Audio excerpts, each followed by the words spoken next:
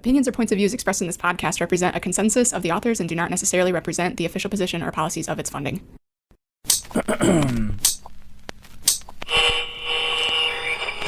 Now this is recording.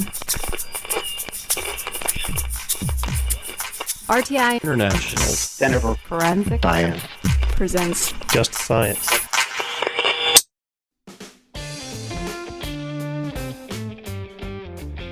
Hello and welcome. This is John Morgan with the Just Science podcast, a production of the Forensic Technology Center of Excellence and RTI International. Welcome to the first season of Just Science, the podcast for forensic science professionals. As we open the season, we're going to be giving you episodes focusing on numbers, issues that forensic scientists face with error, data, proof of data. We'll be talking about new technologies and systems that are providing more efficient ways of delivering quantitative results, as well as human factors that go into producing solid data. We want to kick the season off by taking a step back and introducing you to one of the godfathers of forensic science, Barry Fisher. We're going to dive deep into Barry's legacy, which goes back all the way to the 1960s, before there even was a Society of Crime Lab Directors, or there were such things as the FBI Technology Working Groups. And we're going to be talking about leadership in the crime laboratory, which is really the anchor for how we can improve the confidence of the public in our casework and analysis and the results that come out of the crime laboratory. Our guest today is going to be Barry Fisher, the former director of the Los Angeles County Sheriff's Department Crime Laboratory. He started being the crime laboratory director back in 1987 and continued for quite a long time. When did you actually retire, Barry? I retired in 2009. 2009. So you actually were, for 22 years, the director of the LA Sheriff's Crime Lab, right? Yes. One of the reasons why I wanted to have Barry on to our podcast is because not only of his long tenure as a crime laboratory director, but also long tenure as a leader within the forensic science community. I've only been involved in forensic science since roughly 2002, when I started at NIJ, a refugee from the scientific community, and got to know Barry fairly quickly because he's been a vocal advocate for the forensic science community for a very, very long time, and is a couple of different things. One is a holder of a lot of the history of forensic science and forensic science improvement over a long period of time. And something I think, and I hope isn't a mischaracterization or a characterization you don't like, Barry, but kind of the godfather in some respects of forensic science, somebody who has been a steward of the leadership and on the interests of forensic science. Do you think that's a fair characterization, Barry? Well, that's awfully kind, but there are many, many people that came before me that did lots of things. I just kept pushing that boulder up the side of the mountain, and it slipped a few times, but I and people who've continued after I left the scene have been doing a yeoman's job. Oh, well, I don't consider you to have left the scene quite yet, so we haven't sent you off into the grand sunset quite yet, Barry.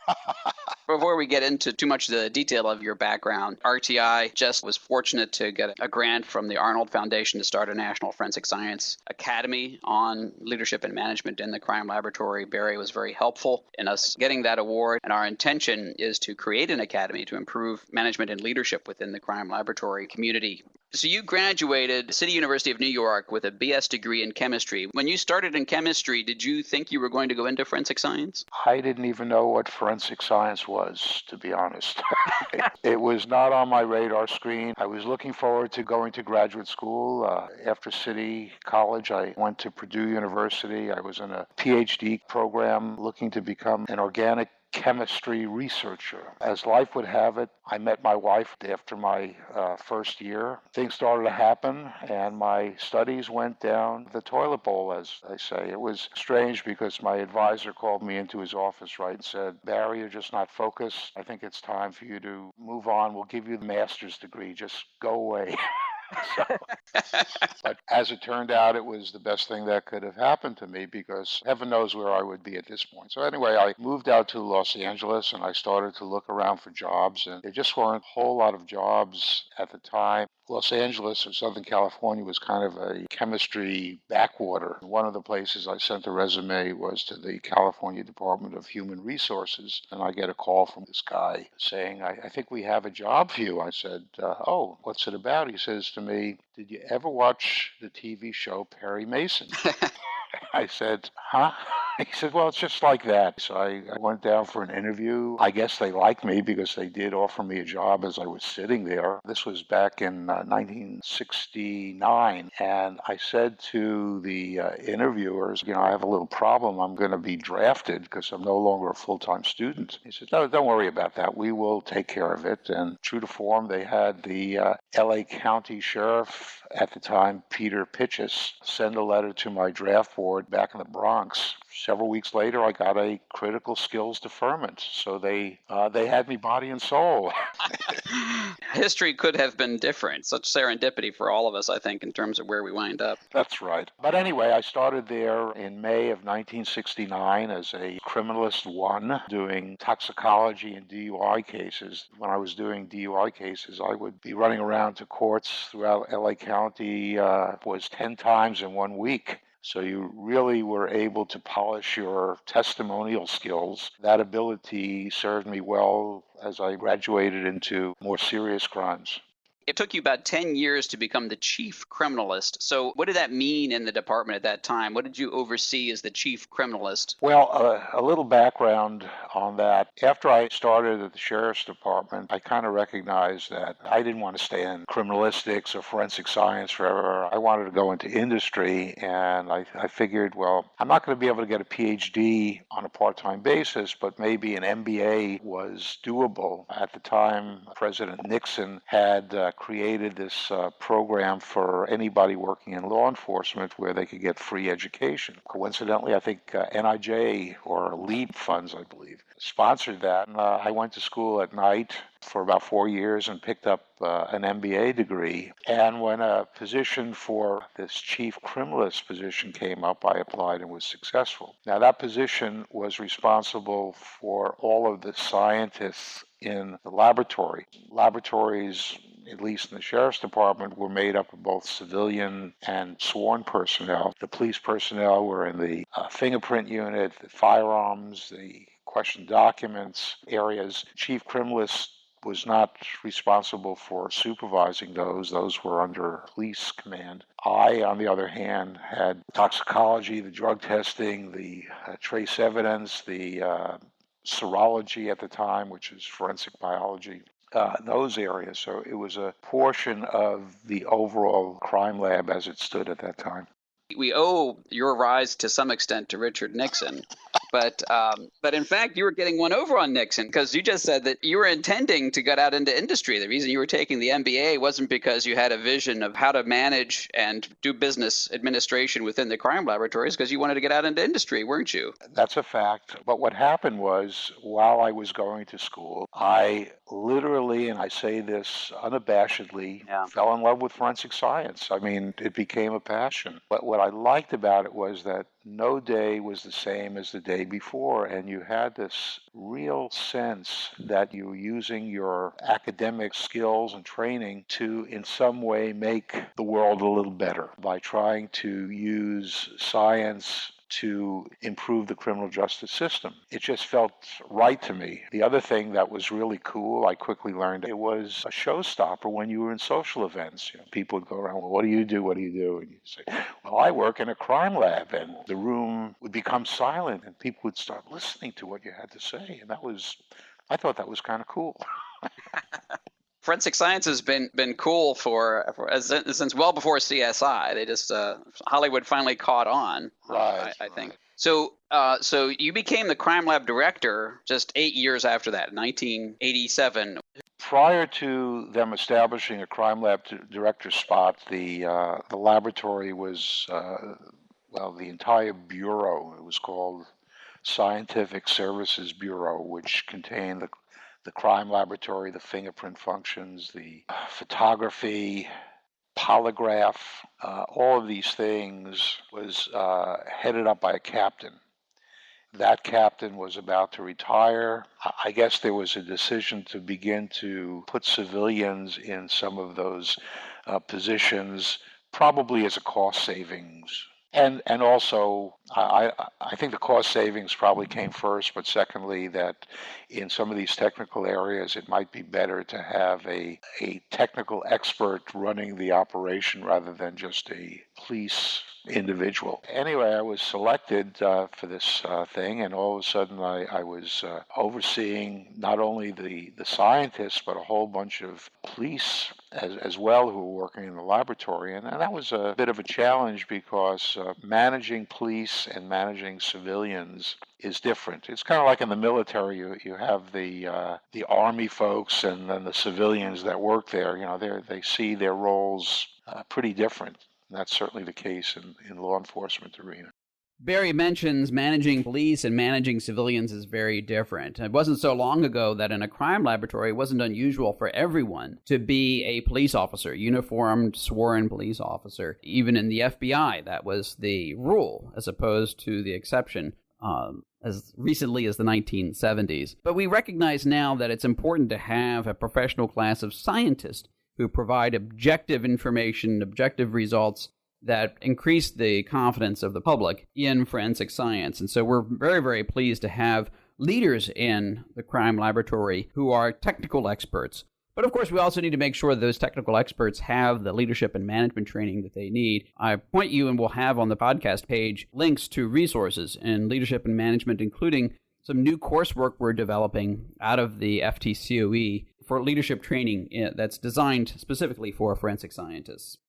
One of the things I think you and I both agree on is in order to know where you're going to go, you need to know where you've been. Knowing the history of all this stuff is important, and it gets lost, I think, don't you? I think that's the case. There's a lot of things. I think I mentioned to you, I go to some of these forensic conferences, and people are still talking about things that we have been dealing with for maybe 20 years. It just gets lost as a lack of institutional memory, I think. And it's unfortunate because there's a lot of lessons that you've learned over the years and that others have learned over the years. When you lose that institutional knowledge, it can set you back right to where you started. In some cases, that's true, but I think that's a fair statement.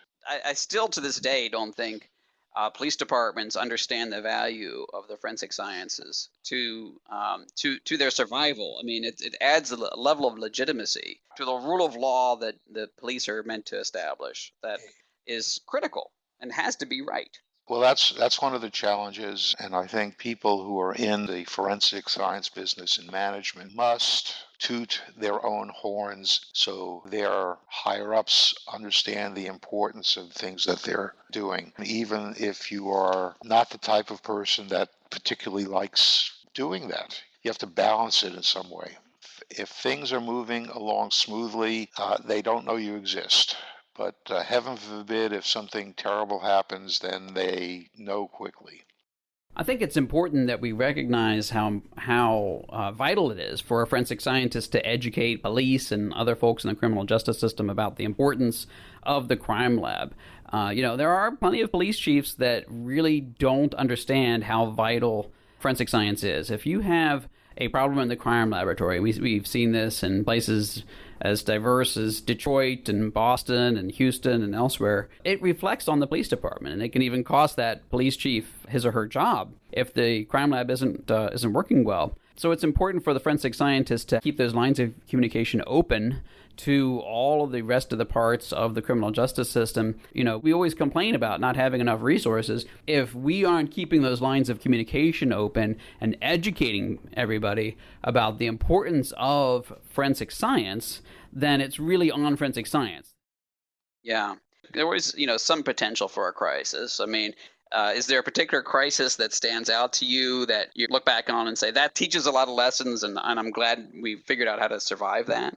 Well, I've gone through a number of crises. Probably my biggest was we had an individual who was dry labbing drug tests. We determined what was going on. We went to our internal affairs people. We relieved the person of duty and sent her home. And the perception of the department was that this should never have happened if I was paying more attention to what was going on in the lab. And I pointed out, well, I discovered this situation. I acted exactly as I was supposed to act, and now you're telling me that I'm at fault? Well, yeah. I mean, I worry because I was reading the paper that you were on with Jennifer Mnuchin on establishing a research culture in the crime laboratory. And the paper talks an awful lot about how to deal with errors in the laboratory and identifying them and dealing with them and that kind of thing. But it talks about this dichotomy that exists between the overall criminal justice system, the legal community in particular, of course, and science. It advocates for this idea that there needs to be a research focus in the crime laboratory. And I think in some respects, the research focus is excellent because in scientific research, error is what's interesting. You elucidate it. That's where the research needs to be, and you embrace it.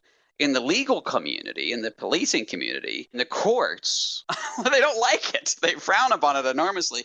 I think sometimes the legal framework has a chilling effect on the resolution, on revealing error and being able to deal with it appropriately. I couldn't agree with you more. And this whole business about research culture, I was a minority voice in that group of authors because I kept on pointing out that crime labs are not the place where research ought to be done. Research ought to be done in academic institutions with assistance, with consulting of laboratories, but the laboratories themselves really are not in a position to do the kind of research that you're thinking about. We're trying to get the work out. Most of the laboratories tend to be on the small side. And with the exception of, say, the FBI and some of the larger federal laboratories who do conduct research and are in a position to do it, state and local laboratories are not the places to be doing a whole bunch of that kind of research. Furthermore, if they come up with something that speaks positively in what they're doing on a regular basis, the defense bar is likely to say, well, of course they're going to say that, It's in their best interest. They're not going to come out and say that the work that they're doing is just a bunch of hooey. If they come out and say it's good stuff, it's going to be looked down on. Yeah. And when I think of the word leadership in the crime laboratory, I think of somebody who's able to recognize the fact that there's going to be errors, that you're going to have to deal with them, and not letting the ramifications of that get in their way. They would rather have the light shed on, even if there is going to be some heat to go with it. And I know a lot of people who are very good at that, but I've also known a lot of people who've been victimized as crime laboratory directors for taking that view. Right. You see, the problem is that the criminal justice system, the lawyers, the judges, the juries would like to hear absolutes. They're used to what they see on CSI and whatnot. That's just something that is not feasible. And I know there are individuals out there like my friend and colleague Peter Neufeld, who will say that if you can't define what an error rate is, you shouldn't be testifying about that in court, or judges shouldn't allow that to be admissible. I think that the straightforward answer is to explain to juries, look, here are the strengths and weaknesses of this technology. We know so much, but we don't know everything. And in my opinion, there is an association between this and that. I can't tell you that it's 100% correct, but I think it's a very strong connection. Ultimately, that's the best you're going to be able to do in most of the technical things that you're talking about in the courtroom. And I think that experts, people in laboratories who are presenting this kind of evidence, need to be able to explain things in that context and not be the way it was, say, 15, 20 years ago with, for example, fingerprints. It's a make. No two prints came from the same person or ever will come from the same person or ever came from the same person. Those things are nice to be able to say, but they're unsupportable from a statistical standpoint, and you have to start playing that statistical game. Well, in some respects, when you started off, you were in the area that it's easy. You were a chemist and you applied that as a form of toxicology, and the error bars come right out of that. But it's much more difficult for fingerprints, isn't it? Well, it's much difficult in many of the things that you're doing in laboratories because they don't come up through the academic side of science. So say tool marks or firearms, there are no schools giving PhDs in these subjects. They haven't been that well studied. There's a lot of anecdotal information, a lot of trial and error kinds of things that people have done, but we're only now starting to look at some of the statistics behind that stuff. It's only recently starting to peek into courtroom testimony that people can give some numbers associated with these types of testing that they're doing. But herein lies the interesting problem. If you get into heavy-duty statistics with the average jury, or any jury for that matter, they're not going to know what the heck you're talking about if you're talking about sigmas, confidence ratios, and Bayesian statistics and whatnot. You're going to be putting people to sleep. You have to be able to explain what it is you're doing and be ready for the other side to really start digging around. And there are all kinds of problems associated with that kind of testimony, yet that's exactly where it's going. One of the things I think that's interesting for you is that in the Scientific Services Bureau, you actually oversaw the fingerprint examiners too, isn't that right? Yep. And the crime scene investigators. Yes, I did. And that's insanely unusual. Was that just an outgrowth of the fact that the sheriff's department was just sort of the general place where you got those kinds of services? It was just historical. The fingerprint function in the laboratory actually got started back in the 19-teens. Doing fingerprints and photography. It wasn't until much later that other disciplines started to come in and they started to grow and develop in that kind of area. And it's just historical. Recently, the LAPD laboratory that was set up very much along the same lines as the sheriff's lab is actually one of the very first labs in the United States to get started. Split off the fingerprint functions and the crime scene functions from the laboratory per se, broke it into a different division from the laboratory. It's just an organizational thing. But organization matters, right? I mean, we do run along the lines that Peter Neufeld suggests. How is that reform going to get implemented when you have so many different organizational ways in which fingerprints are done? Your crime scene is actually more important. The handling of evidence is the first challenge of forensic science, isn't it? The one group that has to step up are the courts. They have to take to heart the recommendations found in the National Academy of Sciences report published back in 2009 and require that people that testify in court are certified and the laboratories are accredited. Now, that is nice to have. It's not a requirement. And once it starts to become a requirement, then things will start to happen. That will force police agencies to adopt these positions. If you look at digital evidence, for example, that's one of the hot topics today. Digital evidence in many places around the country are outside of laboratories. They're not part of laboratories, and only a handful of them are involved with accreditation, for example. If the digital evidence function is within the laboratory, then there's a much higher likelihood of being accredited than not. So if the court said, okay, this is scientific information, and in order to be admissible in court, these are the steps that have to be done. When that happens, then these things will be put in the right position. So you think the organizational aspects are secondary to the courts being more cognizant of what standards there should be, and of course the standards themselves, the quality assurance programs, the QA/QC programs, and so on? Right. And the key mover on this whole thing is the defense bar. I stand up and applaud aggressive defense attorneys that ask these tough questions of crime labs and experts, because that will force the whole thing forward. Left alone, it will continue to be in the current state of affairs. Well, Barry, we have so much to talk about. We'll have to have you back on another time so we can go deeper into this and explore some of these issues in more detail. But it's been just delightful, just great to have you on, and thank you very much for taking the time. Well, it was my pleasure, John, and I look forward to doing this again sometime in the future. I want to thank Barry for his participation in this podcast. It's been really exciting. He's also been helping out so much on all the work that we've been doing in leadership training under the Forensic Technology Center of Excellence. He played a big role in helping us develop the 12-course series in leadership for forensic science.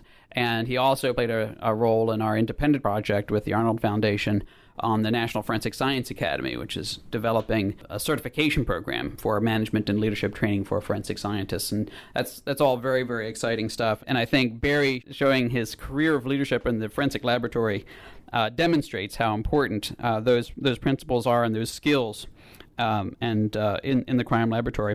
If you'd like to learn more about the work that Barry has done, please visit our website, www.forensiced.org/justsciencepodcast.